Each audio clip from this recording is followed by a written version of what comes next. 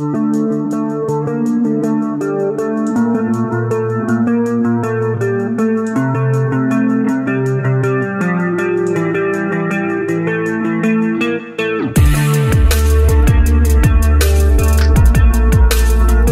40 ans, l'Europe a perdu 800 millions d'oiseaux. Pourquoi et comment les protéger? On fait le point avec Pierre Aghetti, éducateur nature à la LPO Bourgogne-Franche-Comté. Bonjour Pierre. Bonjour. La Ligue de protection des oiseaux, LPO, a été créée en 1912. Quels sont les objectifs de cette association, présidée aujourd'hui par Alain Bougrain-Dubourg? Alors, les objectifs de l'association, ils sont triples en fin de compte. Et c'est des objectifs qu'on reprend pratiquement dans chaque étude, dans chaque programme qu'on va développer ici sur la région. Le premier objectif, c'est la connaissance. Nous, on cherche à l'échelle régionale ou même à l'échelle nationale à connaître davantage la biodiversité. Alors, la connaître, c'est à la fois savoir quelles espèces on a sur le territoire, mais aussi savoir si ces espèces sont en déclin ou si elles sont en augmentation. Le deuxième axe de l'association, ça va être la protection. Une fois qu'on a connu un petit peu le statut et la présence de chaque espèce sur le territoire, on va chercher à mettre en évidence des enjeux et on va mettre en place des actions pour protéger la biodiversité de manière générale et plus particulièrement les oiseaux. Et le dernier axe, en fait, ça va être la sensibilisation et l'éducation à l'environnement, puisqu'en fait, on considère que quelque part, sans, on va dire, faire découvrir la biodiversité au grand public ou même à des collégiens comme vous aujourd'hui, on a très peu d'impact en fait sur nos actions. Donc j'aurais envie de vous dire que c'est quasiment l'axe et le pilier principal de la LPO, ça va être la sensibilisation et l'éducation à l'environnement. Voilà. L'emblème de la LPO est le macaremoine. Pouvez-vous nous expliquer pourquoi ? Le macaremoine, c'est déjà un oiseau qu'on ne retrouvera pas ici. Alors je ne sais pas si vous avez vu à quoi ressemble cet oiseau, on l'appelle souvent le clown de mer. C'est un petit oiseau marin de la famille des alcidés, donc de la même famille que les pingouins torda ou que les guillemots qui lui ressemblent beaucoup. Sa particularité, c'est que c'est un oiseau qui a le bec bigarré avec une multitude de couleurs et on l'appelle des fois même le perroquet des mers parce qu'il a un petit peu un bec de perroquet. Il faut savoir que cet oiseau, en fait, il nichait à l'époque en France un petit peu sur toutes les îles bretonnes et quelques îles normandes. Et il a petit à petit disparu de ces îles, puisqu'en fait, il a subi à la fois la surpêche qui lui a supprimé sa nourriture et le braconnage excessif, puisqu'en fait, il était capturé comme oiseau trophée. Il était également même consommé, comme le font encore actuellement les Islandais ou même certains Norvégiens. Et du coup, la LPO est née de ce constat-là aussi. Il fallait protéger les macareux, il fallait s'attaquer à ces actes de braconnage et de chasse excessive. Et du coup, le macareux est devenu l'emblème de l'association dès 1912. Voilà. On estime que 20 millions d'oiseaux disparaîtraient chaque année. Pouvez-vous nous expliquer pourquoi ? C'est assez délicat d'expliquer, de donner une raison en fait du déclin des oiseaux. Il y en a plusieurs qui s'accumulent les unes avec les autres et qui vous donnent ce chiffre aujourd'hui actuellement. Il faut savoir que la principale cause de disparition des espèces, que ce soit les oiseaux, les mammifères, les reptiles, les amphibiens ou même les insectes, ça va être la disparition de leur habitat. Donc ce qui se passe actuellement sur la planète, je vais pas parler que de la France, mais de l'ensemble de la planète, c'est que la plupart des habitats se dégradent. Ils se dégradent avec les activités humaines, donc que ce soit par le biais de l'agriculture, par exemple, ou par le biais même de l'urbanisation des terrains, quand on supprime l'habitat d'un animal, quelque part, on supprime les espèces, puisqu'en fait, elles auront plus d'endroit pour pouvoir, notamment pour les oiseaux, nicher, s'alimenter, élever leurs petits. Si on se reconcentre sur les oiseaux et qu'on se reconcentre un petit peu sur la France, la principale cause de disparition des oiseaux en France, elle est liée à l'agriculture. Pourquoi l'agriculture ? Alors que pendant des centaines d'années, l'agriculture a favorisé justement la biodiversité. C'est que depuis une bonne centaine d'années, et plus particulièrement depuis le remembrement, c'est-à-dire depuis le rapprochement et le regroupement de toutes les parcelles agricoles, on se rend compte que les systèmes agricoles sont de plus en plus homogènes, c'est-à-dire qu'il y a moins de structures paysagères. Avant, là où on avait une prairie avec des arbres, avec des haies, avec peut-être des mares et des ruisseaux, on a des fossés de drainage et on a des grandes cultures où il n'y a plus un arbre, il n'y a plus une haie, et du coup il n'y a plus trop de place pour les oiseaux. Et c'est l'une des principales causes de disparition, effectivement, avec l'utilisation aussi de produits qui sont dits phytosanitaires. Par exemple, on a les pesticides, les fongicides, les insecticides qui vont être utilisés en fait pour mener à bien nos cultures, mais qui vont supprimer la nourriture des oiseaux, par exemple les oiseaux insectivores. Et on sait que la plupart des oiseaux qui disparaissent dans les milieux agricoles, ce sont des oiseaux qui sont insectivores, qui mangent des insectes, parce qu'il y a de moins en moins d'insectes. Et si vous regardez les chiffres un petit peu par rapport à ces insectes, il y a une étude allemande qui a prouvé que dans les systèmes agricoles, ils avaient perdu pratiquement 80% de leurs insectes en 30 ans.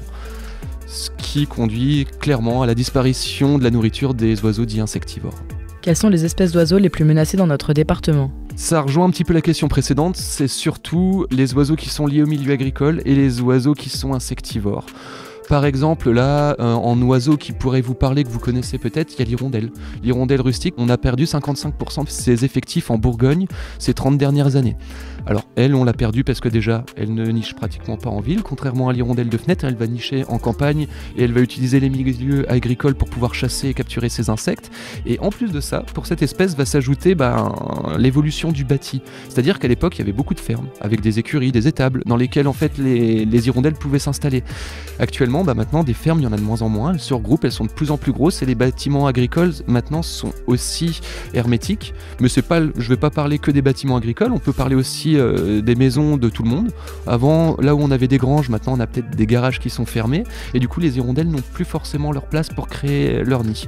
Et puis il y a les générations qui changent également. La génération de mon grand-père par exemple, à chaque porte de garage, ils ouvraient les garages, ils faisaient des petites ouvertures par exemple pour que les hirondelles passent.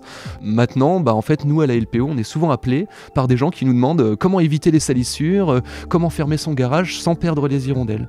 C'est-à-dire que maintenant on n'a plus les mêmes préoccupations, on n'attend plus trop les hirondelles avec impatience, on a un peu peur que les hirondelles reviennent au printemps dans nos garages et qu'elles viennent fianter sur nos voitures par exemple. Donc il y a aussi un changement des mentalités par rapport à ça qui peut être aussi une petite part de la responsabilité de la perte des oiseaux, on va dire. La LPO organise beaucoup d'actions de terrain pour protéger les oiseaux.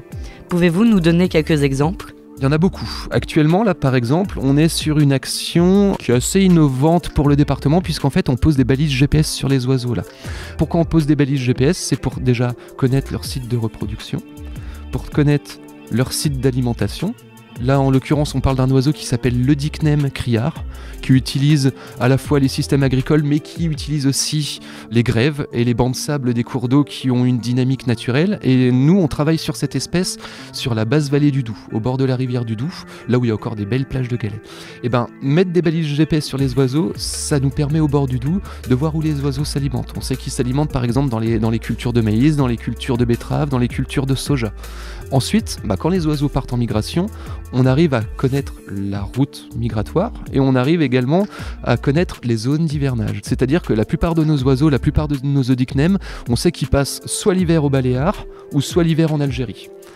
Et ensuite, une fois qu'on a toutes ces connaissances, ça nous permet de protéger les oiseaux en sachant, par exemple, là où il peut y avoir un problème. C'est-à-dire que si on constate que nos oiseaux, à chaque fois qu'ils partent en Algérie, ils ne reviennent pas, c'est certainement qu'il y a un problème en Algérie, et dans ce cas-là, on peut cibler ce problème et essayer d'agir. Si c'est des oiseaux qui viennent quand même chez nous, qui ont vécu en Algérie correctement leur hiver, et qui ne se reproduisent pas chez nous, alors peut-être qu'on peut se dire, soit ils sont dérangés au bord de la rivière à chaque fois qu'ils essayent de nicher, parce que c'est des oiseaux qui nichent au sol. Donc si on accède à ces plages, on peut les faire fuir et dans ce cas-là ils abandonnent leurs œufs. Et puis on peut peut-être aussi se poser la question, est-ce qu'ils ont assez de nourriture ? Est-ce que les systèmes agricoles permettent à ces oiseaux de collecter suffisamment d'insectes pour nourrir par exemple leurs poussins ? Donc par exemple ça c'est une des actions qu'on peut mettre en place. Après on met d'autres actions aussi en place comme de la pose de nichoirs. Ça on le fait beaucoup. On a posé pratiquement 400 nichoirs sur le Val de Saône pour un moineau qui est en train de disparaître, c'est le moineau friquet. Lui, il est assez exigeant parce qu'il va nicher par exemple que dans les cavités des arbres creux. Donc en fait, il faut déjà qu'il y ait des arbres creux. On est parti d'un constat, c'est qu'au bord de Saône, les saules têtards, les saules qui présentaient des cavités sont de moins en moins nombreux. Dès qu'ils meurent, en fait, ils ne sont pas forcément remplacés. Parce qu'en fait, à l'époque, on faisait cette taille sur les saules pour faire du bois de chauffe et c'est plus vraiment d'actualité. Donc nous, ce qu'on a fait pour éviter de voir ce déclin et de voir disparaître cette espèce, c'est qu'on a disposé des nichoirs qui font office de cavités entre guillemets artificielles pour remplacer ces arbres, tout simplement. Pour vous, que faudrait-il changer dans notre façon de vivre pour préserver les oiseaux ? Tout à l'heure, je vous ai répondu, la principale cause de disparition des oiseaux, c'est entre guillemets l'agriculture et les systèmes agricoles. J'ai envie de vous dire que si on veut préserver un maximum les oiseaux, il faut consommer de manière raisonnable. De manière raisonnable, j'entends par là consommer le plus local possible et éventuellement essayer de s'intéresser aux systèmes de production qui sont mis en place dans la ferme dans laquelle vous achetez vos produits. Parce qu'il ne suffit pas forcément d'acheter local, on peut acheter local un agriculteur conventionnel qui fera aucun effort pour préserver par exemple la biodiversité. je trouve pas qu'il y ait vraiment un impact. Par contre, si on connaît les pratiques d'un éleveur ou d'un céréalier et que ces pratiques sont jugées bonnes, je pense que si on consomme chez lui, ça peut être un plus par exemple pour les oiseaux. Et puis ensuite, on peut aussi agir chez soi, tout simplement, en aménageant son jardin pour accueillir la biodiversité. Par exemple, il y a une action un petit peu toute bête qui peut servir énormément aux oiseaux, c'est la pose de nichoirs dans vos jardins. Si vous n'avez pas d'arbres avec des cavités, vous pouvez aussi ne plus tondre la pelouse et en tondre qu'une partie, ce qui va faire qu'en fait vos plantes vont petit à petit fleurir. Si elles fleurissent, elles vont attirer des insectes pollinisateurs dont certains oiseaux peuvent se nourrir. Et une fois qu'elles auront fleuri, les graines vont tomber au sol, elles vont faner. Et puis si vous tondez au début de l'automne, milieu de l'automne, tous les oiseaux en hiver vont pouvoir accéder à ces petites graines et ils auront même de la nourriture l'hiver. Par exemple, ça c'est une action qu'on peut faire et qu'on peut mettre en place facilement. Et c'est même une action, on va dire, de paresse, parce que vous aurez même pu attendre. Donc moi je trouve que c'est plutôt pas mal ça, à faire chez soi. Quelle action peut-on mettre en place chez nous pour aider les oiseaux ? On peut mettre en place par exemple l'hiver un nourrissage des oiseaux. Ce nourrissage peut les aider, on va dire, à passer l'hiver. Alors il faut savoir que l'hiver, on voit des mésanges et on voit des mésanges aussi au printemps. Sachez que toutes les mésanges qu'on voit en hiver ne sont pas forcément celles qui sont présentes dans nos jardins au printemps, puisqu'en fait les mésanges migrent. Donc quand on nourrit nos mésanges dans nos jardins l'hiver, on ne nourrit pas nos mésanges de printemps. Et quand on commence à nourrir, il faut appliquer certaines règles. C'est-à-dire qu'on évite d'interrompre le nourrissage. Par exemple, à Noël, si vous fêtez Noël en famille, que vous partez du département pendant 1 semaine ou 2 semaines, le temps des vacances, et que vous nourrissez plus vos oiseaux, vous risquez de les mettre en danger de mort. C'est-à-dire que vos oiseaux, quand ils arrivent dans vos jardins l'hiver, ils ont parcouru peut-être 500 km, ils connaissent pas du tout les habitats naturels autour de votre jardin, ils ont vu vos graines, ils ont vu votre mangeoire, ils vont être complètement dépendants de ces graines, et du coup, si vous arrêtez, ils sauront plus se nourrir. S'ils savent plus se nourrir, et là vous les mettez en danger de mort et ils risquent peut-être d'être très très affaiblis et de trouver peu de nourriture. Donc ça c'est une première règle à suivre. Et ensuite vous avez tous entendu parler de la grippe aviaire. Nous on est encore sollicité régulièrement avec la LPO. Là encore cette semaine j'ai été sollicité et appelé par une personne qui voyait des oiseaux malades à la mangeoire. Est-ce que cette personne nourrissait encore? Donc on dit généralement que dès que les derniers gels sont arrivés, on arrête de nourrir. Là, en l'occurrence, je pense que des gelées la nuit, il n'y en a pratiquement plus. Donc au mois de mars, on arrête de nourrir. Et du coup, si je parle de la grippe aviaire, c'est parce qu'en fait, les mangeoires vont concentrer les oiseaux. Vous le savez peut-être pas tellement, mais quand on nourrit un oiseau à la mangeoire, des fois on en voit 4, 5, 6. Mais en réalité, si on bague ces oiseaux, on pourrait baguer 100 oiseaux différents. Il y a au moins une centaine d'oiseaux qui fréquentent chaque mangeoire dans chaque jardin l'hiver, à peu près. C'est une moyenne. Ce qui fait qu'en fait, ces oiseaux vont se rencontrer tous les uns après les autres sur le même lieu et ils peuvent se transmettre des maladies. Donc une des règles qu'il faut mettre en place, c'est absolument nettoyer sa mangeoire tous les 3-4 jours pour éviter en fait que ça propage des maladies, tout simplement. Donc ça c'est une des actions qu'on peut faire l'hiver. Et puis l'été on peut aussi aider les oiseaux lors des sécheresses en leur proposant de l'eau. Parce qu'il faut savoir que la plupart des oiseaux qui sont insectivores ne boivent pas. Ils utilisent en fait le liquide qu'il y a par exemple dans les chenilles, les insectes. Mais en cas de forte chaleur et de sécheresse, là ils sont quand même contraints d'aller s'abreuver dans les flaques d'eau ou autres. Et quand il n'y a pas de flaque d'eau, si on propose dans nos jardins une coupelle d'eau, c'est aussi bien pour eux, ça leur évite de faire des kilomètres et des kilomètres à la recherche d'un point d'eau. Voilà. Pour finir, pouvez-vous nous expliquer en quoi les oiseaux sont-ils importants pour la planète ? Les oiseaux sont importants pour la planète, mais il ne faut pas raisonner de manière économique. Souvent, on me pose cette question, on me dit pourquoi on protège les oiseaux et est-ce que ça a un intérêt économique ?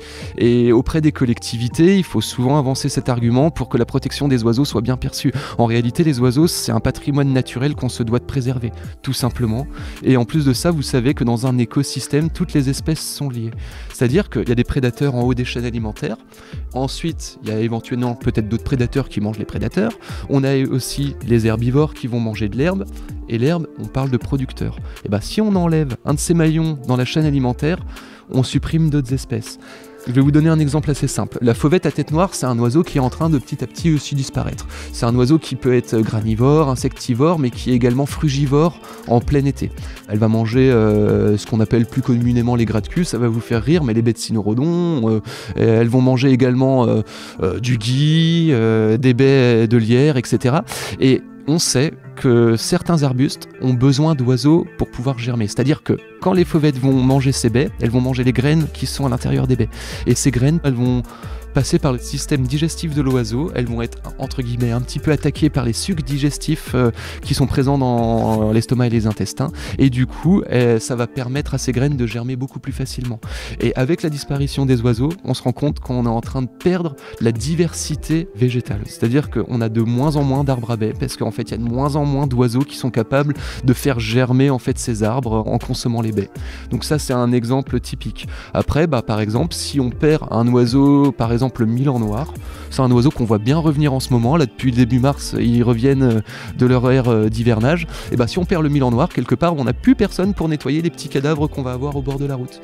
À titre d'exemple, là, pour venir à l'interview, j'ai vu une martre, j'ai vu une chouette effraie sur l'autoroute sur 30-40 km d'autoroute. Et c'est souvent ces rapaces qui vont venir récupérer tous ces cadavres, en fait, et qui vont venir, entre guillemets, nettoyer la nature, et ce qui va empêcher, en fait, les maladies et que certaines épidémies de se propager, par exemple.